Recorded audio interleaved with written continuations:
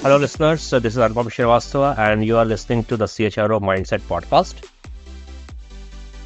Hello, and welcome to the CHRO Mindset Podcast, where we bring you candid, thought-provoking conversations with top HR leaders and experts. And here's your host, Pulkit Joshi. Today, we have the privilege of hosting Anupam Srivastava, a seasoned human resource leader with over 20 plus years of experience in setting up and managing global teams, recruitment, HR processes, and systems in multinational product companies. He has experience in working with global leaders and translating business strategy into talent acquisition plans across Europe, UK, Middle East, APAC, and USA. Having built exceptional talent teams that help deliver solutions for growth-oriented, innovation-driven companies, by inspiring and matching great talent with great careers across top companies like GE Healthcare, Intuit, Yahoo, eBay, PayPal, Xperi, and now with Reltio as Global Head Talent Acquisition and Global Product HRBP and India HR Head, Anupam brings in wealth of experience and knowledge as we host him today on this podcast. Anupam, thanks for taking out time to speak with us today, and welcome to the CHRO Mindset Podcast. Thanks, Pulkit. Okay, so let's get going with our first question. Please share a personal HR mantra or principle that guides your decision making. If I need to quickly summarize, then it can be the best represented by the shloka from Bhagavad Gita. It's Karmanne Vadikaraste Ma Phaleshu Gudachana. That particular teaches about performing one's duty without attachment in the results, and which aligns with HR, the role of unbiased decision making and focusing on the processes rather than just the outcomes of that. And another relevant teaching, what I could say, it's Samatvam Yoga Uchyate, which is emphasizing more of importance of maintaining equanimity, which is like calmness and composure, especially in a difficult situation, in various situations like that. And then it's one of the various traits of HR, right? Professional in managing employee isolation, ensuring fairness. So these are some of the mantras I would say, have guided me on like ethics, balance, self-regulation, and a professional journey throughout. Thanks, Anupam. Let's now talk about how your leadership journey has been in the HR function, right? From starting off as a management trainee to becoming a senior HR leader. So please walk us through a time when you had to convince your leadership to invest in a new HR initiative. Any stories would love to know. Definitely. I think I would quickly tell you, I, by education, I'm an engineer, and I started my career as an engineer, and then I moved into HR because I thought this is a field I can contribute well with my technical knowledge, and I'm very fond of this automation, technology, and those things. So there have been many times when there is a time when we have to pick a right tool or right processes for that, and it's always hard to convince leadership team about investment in the tool because it has a cost associated to it. And HR is not the function who directly involves in generating revenues, but is supporting all the business who are generating revenues. So there was a time when there was a debate going on whether we should have some automation in certain areas of recruiting function, including which ATS is better and how we should go about that. The idea of high level leadership was to pick something which can solve for today and not much bother about that it can solve for tomorrow or not, it's scalable or not. Then I really have to work with the leadership team. I have to get the market data to make them understand. I have to really draw the entire workflow and the process to see if you do not do this. And I connected that justification with the manner going and doing all those jobs and how to increase the efficiency of the team and how we can get it done more efficiently. It is not just about getting the job done, but it's getting the job done in the right manner. So there was a debate between the cost and the scalable system, but finally I think the leadership team was so kind to understand that fact. It is required because we are not solving for today, we are solving for tomorrow, and what could help us solve for tomorrow, right? So awesome. that was the implementation of ATS, what I took care. Yeah. Great. Thank you for sharing that story. Now let's also look at a time when you successfully turned around a struggling HR department. I think in everyone's life there comes a time when they have to really build things from the ground up. So any stories around that? Definitely, yes, Pulkit. I can talk about there are many stories like that because I have been known as a problem solver in across my career. And I've been put into all those places where the problem was there. So I can quote one example. In one of the company I joined, I won't name the company for the confidentiality purpose, but another company I joined where it's a typical recruitment problem in the industry, right? It's offer acceptance to joining ratio. And at that point of time, offer acceptance to joining ratio was around 42%, maybe 40% approximately. And that was a time with the global leadership team not having confidence in India team, whether we can hire people or not. And when I was hired in that company, I was given a job to see like what best can be done. It's including the selection ratios, including the joining ratios, both were the problem. So I really have to work with the team to understand how they are operating all these things, how they're working on all those things. What is the engagement model we have with the candidate? What is the selection process we are following? There were a lot of loopholes that I could figure it out by doing small tweaks, like having a skill-based hiring system, educating the interviewers about how to interview, what to interview, just to see like how we can remove any kind of bias, how we can collect more data in the interview process, right? So those are things that helps us, and having an educating hiring manager take the right decision based on the data versus based on the assumptions, the perceptions. So those are the few things I implemented in the selection process. And then the next set of issues were there. We were offering, but people were not joining. In India, typically the notice period is longer. So how we can have better engagement plan and how to detect the early risk at early stage so that we don't have to wait for 60 days to 90 days, somebody's decline in the last moment.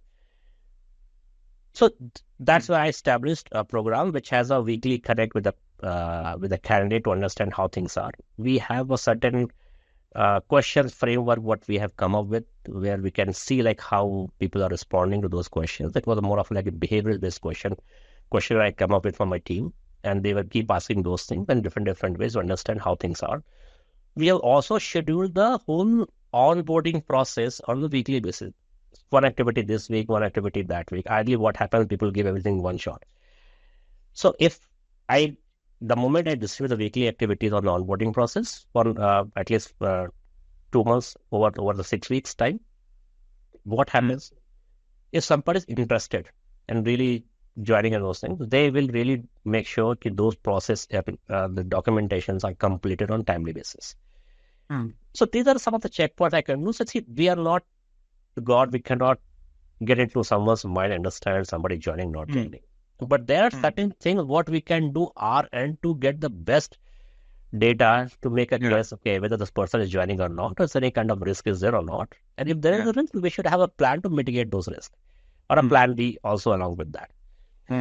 Right? So there's some of things we have done. And ultimately, our selection ratio improved like anything. People have the confidence in India team. They started putting more investment, more hiring in India. Our selection, our offer to joining ratio from 42% turned to 82% within 3 months. Wow. 3 to 6 months time. So that was a change I brought in with small things. There's nothing much major I have done, but yes, it's streamlined a few things and a few innovation in between how to approach the problem, broken the problem in small pieces and just see like how we can work it out. Love that story, Anupam. Thanks for sharing that. Let's now talk about one aspect that is not much talked about in these times. This was invented by Mr. David Goleman, right? And we're talking about emotional intelligence. So please talk to us about what strategies do you employ to cultivate EI among your HR team members? See, cultivating emotional intelligence among HR team members is essential for creating a positive work environment. That is the first thing. That improves the team dynamics, enhance the employee relations, right? So looking at all those things, I think some of the studies what I have done in my team is some of the training and development. So we have conducted multiple EI workshops. So EI I'm putting for emotional intelligence. Yeah. So we conducted a couple of EI workshops, like training sessions focused on developing the EI skills, self-awareness, self-regulation, motivation, empathy, and social skills of the team member. Because HR being a function, it's more of a people function, and people should know how to handle those things. The second thing what we did in training development is a leadership development program. So where we have incorporated EI components into the leadership development programs. As a leader, set the tone to the emotional climate of the team. Right. Second, the biggest thing what we have done is we have set up a model which enable the regular feedback and the coaching. We have done a 360-degree feedback, where we have used this comprehensive feedback system to help the team members understand how their emotions and behavior affect those who are around them. And the second part of the coaching sessions, like which is provided the individual or group coaching session focusing on developing the specific EI competencies, right?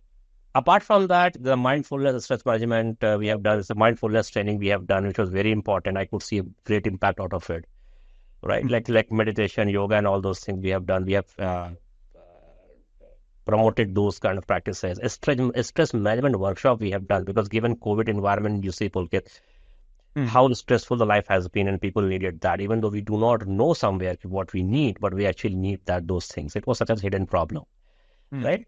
So it teaches the stress management techniques, helping team members manage their emotions, particularly in the high pressure situation. And HR and recruitment is sometimes really high pressure situation, right? Communication, conflict resolution. Then we have done a lot of team building activities. We have emotionally intelligent technos we have created, right, to just promote the openness, respect, and understanding of each other's emotions, right? Then also, we have also done the modeling the emotional intelligence, where we have given the leadership examples, storytelling, and those things, where people can understand the real-time use of real-life use of such things. Then all those things, like we have encouraged the vulnerability and the support networks and those things, just to create a safe and supportive environment. We have also included that in this performance reviews.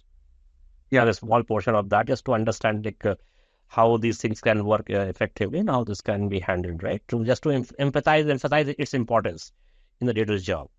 And definitely establishing those feedback culture. And also, those are some of the things we have done, like encouraging the open dialogue, regular check-ins, and those things. So we have some of those things, strategies we have done just to foster EI in our HR team, and that has worked out pretty well. Great. Awesome. Now let's talk about cultivating the same EI in the leadership teams, right? So please walk us through situations.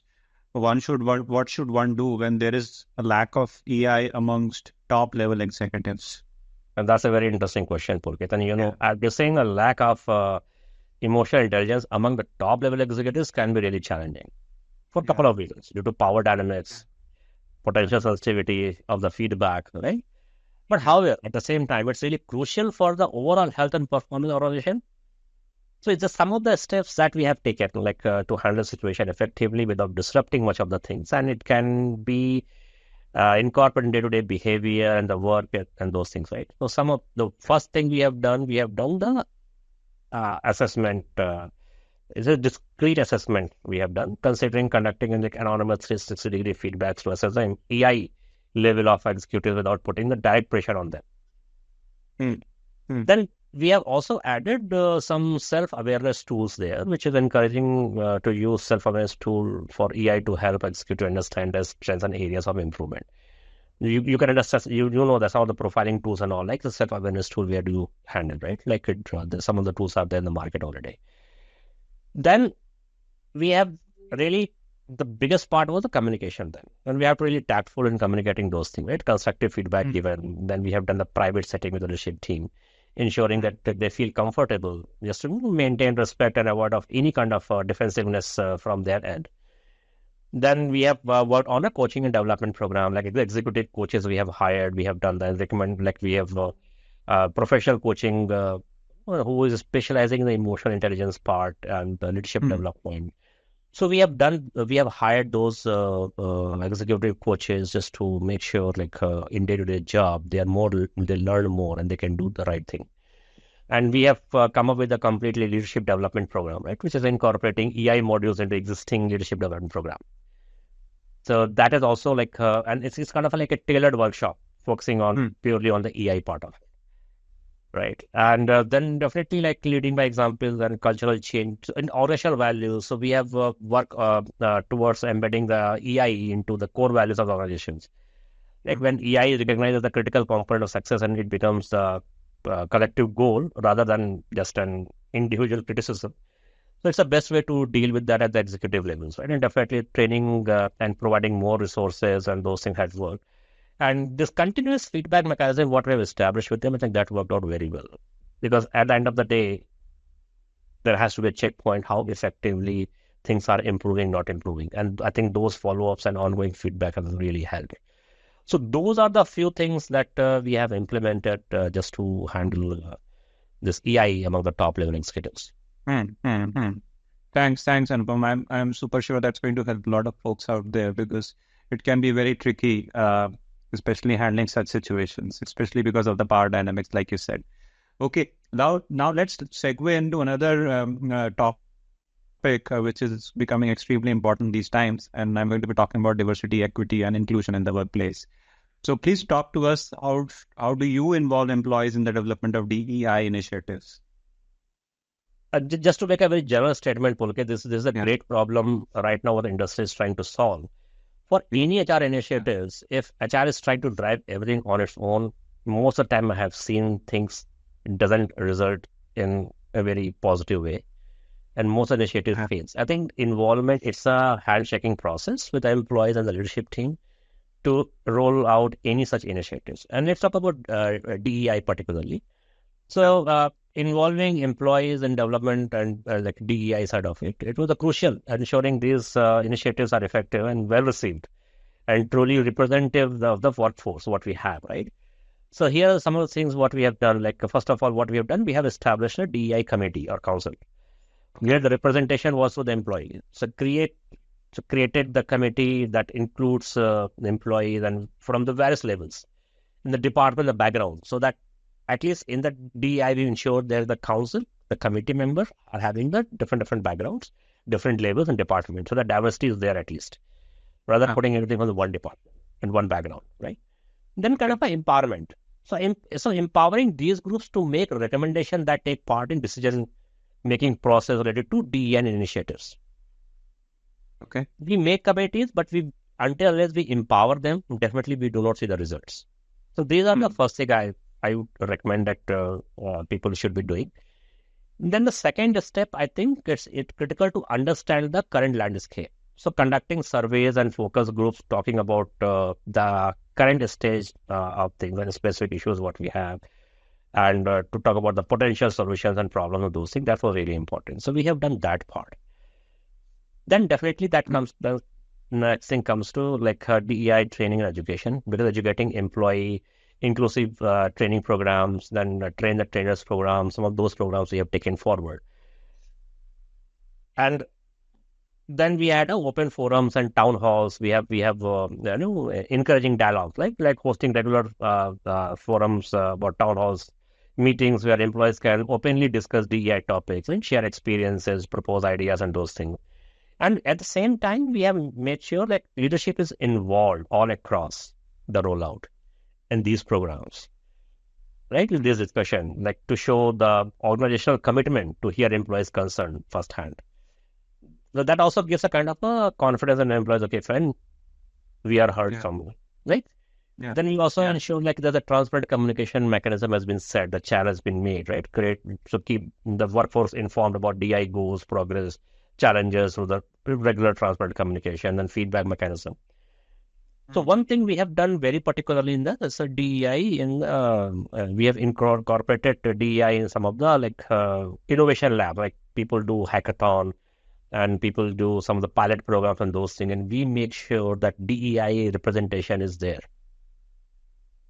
Right? So because those are the small groups and initiatives where people work for longer hours just to make sure, like RDI incubation, those things where people work, right, towards together. And these teams for idea incubation we have done just for the DI initiatives through the innovation program, suggestion boxes and those things, how we can do that, right?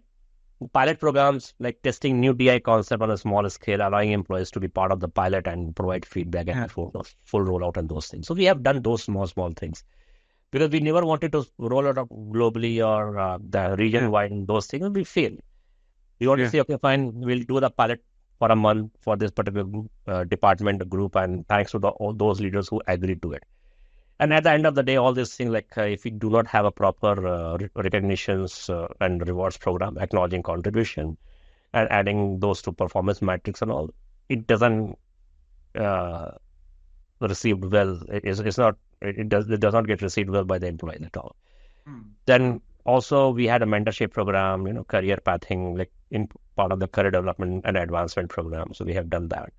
We had a very clear-cut policy on that. We had the review panels of the policy, right? And we have the collaborative team, like who are making the policies and working on it. Definitely, we have the measure and share progress, with regular reporting of those, how things are happening, continuous feedback process. So these are some of the things like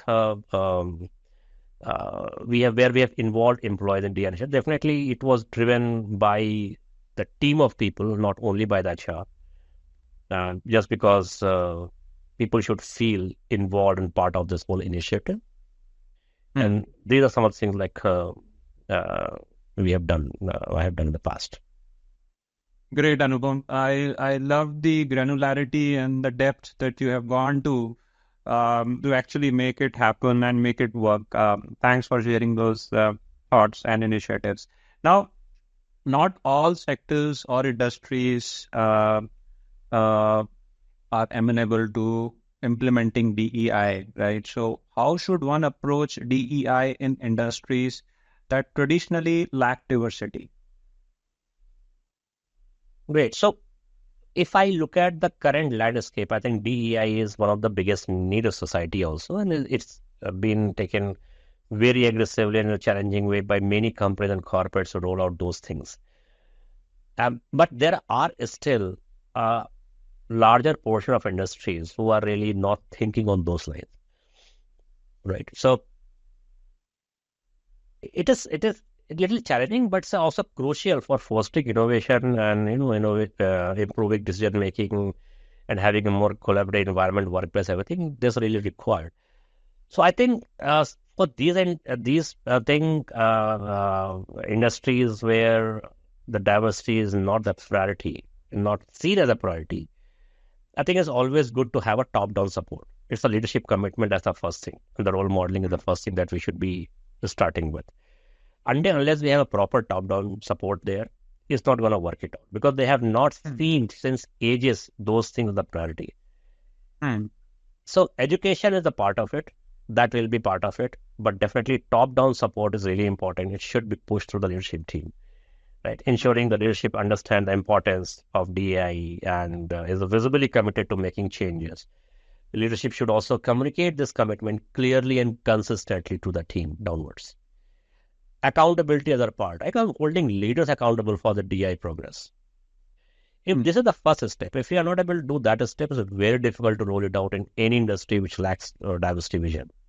Then the second stage could be more of like assessing and acknowledging the current state. Like it's a data collection, then we have a reporting structure, how much we know, like whatever employees, how employees see this diversity in our organization, right? Yeah. Okay, what is their understanding about it? And then actually help us calculating what effort has to put in, what other approaches we need to take. Every company is like DEI focus or .DEI focus. They are into recruitment and hiring practices, right?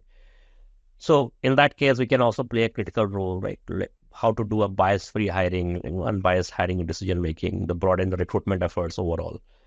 Right, reaching out to a wider range of schools, communities, professional groups to attract diverse candidates. How to implement those small things, right?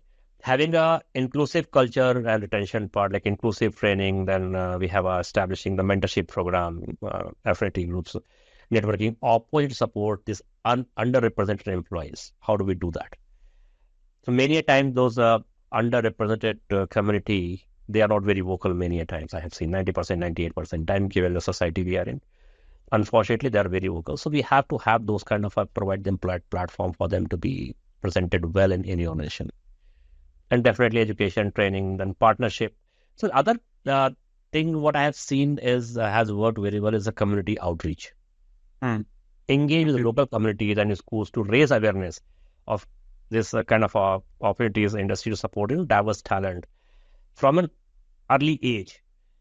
So as a part of the CSR activities and those things, we have done the community outreach in certain schools and all, where people do not understand, because at the end of the day, we are not just solving for today, we are solving for tomorrow. If you just solve today's company's problem, it may not help. We have to solve the talent which may be part of the organization also later on. If they are coming with open mind, I think that's really important.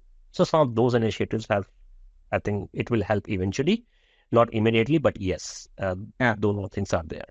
And definitely you're and the talent development also, like upskilling, reskilling, like offer training programs to help existing employees develop new skills, advancing their career, especially on the underrepresented group and for all the employees. But yes, definitely if they are not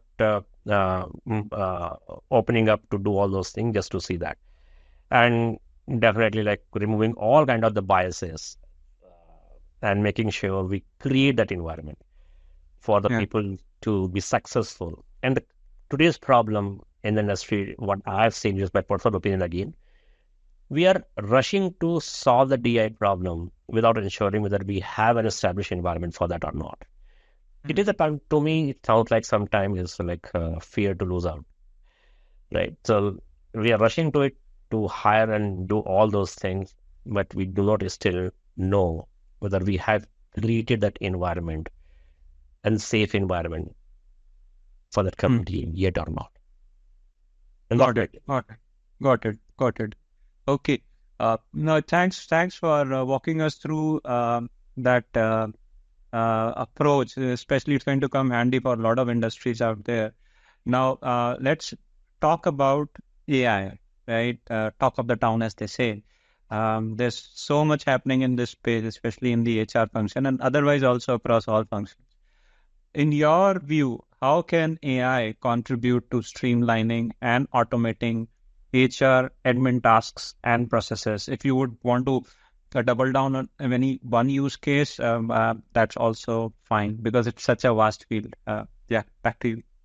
Absolutely, because this is one of the thing like AI or metaverse uses in HR. How can we implement metaverse in agile HR practice? This is very close to my heart, being an engineer by heart. Yeah. So definitely I can talk about that. I can give you one use case also, especially how it can be done, right? So AI definitely it is kind of a good thing, and there's a many debate happening. It's a boon or curse, because people are worried about they might lose a job given the AI coming in picture, but this is not true. It just needs a reskilling to be fit for the job. So AI in HR sector particularly is like automating your routine tasks, enhancing some of the decision making, generating report in a much more effective manner, right? Like if I talk about some of the things like AI involvement that can be done, let's start from recruiting, because that's the first touch point for the HR, which could be like resume screening. There are a lot of AI tools out in the market that can parse CVs and parse job description. They can give you the fitment based on job description. But of course, in case of AI, before I talk about more of AI, we should understand one part very clearly. It's a garbage in, garbage out. If you really want to take help of AI, you should be very clear what you're asking and what you want or what you're comparing with. If you do not have that thing and you keep it generic, AI also cannot help you, because AI is not advanced that much. So resume screening and the JD, because if JD is a copy paste from somewhere is not accurate what we need, it will not give the exact match, whatever AI we apply. That's why I mentioned that. That comes to candidate sourcing. So AI can really help generating lead from the various platforms by matching job descriptions, right? And also at the initial stage of candidates, it can touch upon candidate engagement. We can do the initial screening of that candidate. We can engage them, answering their queries about the question about the processes or any of the benefits or whatever it is, right? We can use a chatbot to help them all, right? The second is onboarding and training process. So AI can easily streamline the onboarding process by automating the paperwork, scheduling training sessions, providing new hires the necessary resources and everything, right? Because AI has all the information data, it has access, and it can do automatic that job. It can also help in personalizing the learning path. that can recommend like personalized training, the development programs based on the employee's role, performance, career aspirations, etc. Because those data will be captured when we really want to have those kind of a personalized learning path for the employees to be successful, right? The third part is like that can be involved easily and used easily is in employee engagement and experience, like employee feedback analysis. The feedback can be talking about the good thing and the bad thing, what people should, where leadership team or as a company whole, we have to put in more effort and focus. And one basic thing, I think the most of the HR people are investing a lot of time there, which is answering the employees' queries. If you are able to come up with some AI-driven chatbot that can help answering employees' queries, because all the resources are somewhere. But employees do not know that much because they do not deal with those resources in the location where they are existing, and they keep coming to HR for small things. So as a HR person, can I come up with a chatbot can answer at least 50% of the queries? Yeah. Right? And the fourth part is the performance management. So data-driven performance analysis AI can help a lot. It can also help in doing the predictive analysis, different historical data, right? Like it can predict the future performance trends based on the historical data, helping succession planning, talent management. So a lot of those areas were there. And definitely like HR administration, a lot of things can be done. Like you're having automated the payrolls and benefits administration, the time management. It can also contribute in compliance risk management and D&I definitely to enable our bias-free recruitment or D&I analytics generation, right? And predictive analysis of employee attritions and turnover predictions, AI can help help HR with, right? But yes, we have to have the data of that sort. We have to have the data just to get all those things done. But these are the various opportunities within HR function what we have that can use AI and solve many of the problems, or bring more efficiency in the whole process, I would say. Wonderful. That's a treasure trove, I would say, of all the AI cases that can come to my mind. Thanks a lot, Anupam, for sharing that. Now let's look at the last question that I had for you on this amazing conversation, and it's about any piece of literature, book, documentary, anything. It could be a movie as well that has shaped your leadership journey or influenced it to a certain degree. I will quote one movie and one book for that. Please. Okay.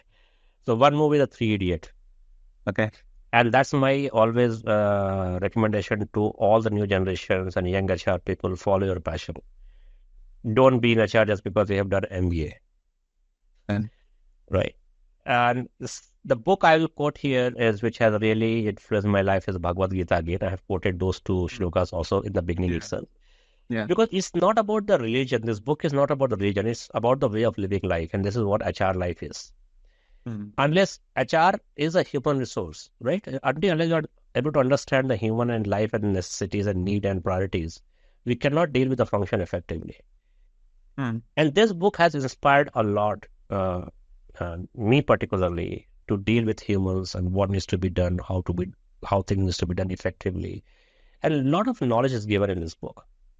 So I think this book should not be looked at from the religious perspective, but it's a way of living a life. That's how this book should be read. Great. I love that last sentence you said. It's about a way of leading a life or way of living. Thank you for that, Anupam. Okay, this brings us to the end of this wonderful podcast episode, Anupam. Huge shout out to you for joining us today. Your thoughts and expertise totally rocked our episode. From being an engineer to landing up in HR function and creating an indelible mark here, yours is a story to share, I would say. We're super grateful to you for sharing your wisdom and sharing all those practical use cases and real life stories. It means a ton to us. Thanks a bunch again. Thanks, Pulkit, for inviting me here. And thank you so much. I hope this information may help a few people. So thank you so much for inviting me here. Of course it will, Anupam. Thanks again. To all our listeners, thank you for listening to the CHRO Mindset. We appreciate you joining us today, and we hope you found the insights interesting. Your support means a lot. Stay tuned for more great talks coming up with some awesome HR luminaries, and thanks for being part of our community. Thank you. Thanks for listening to the CHRO Mindset podcast. Don't forget to hit subscribe and leave us a review. Join us next week for another insightful conversation with a top HR leader. And if you have any questions or feedback, reach out to us on social media or via email. Thanks again for tuning in. See you next week.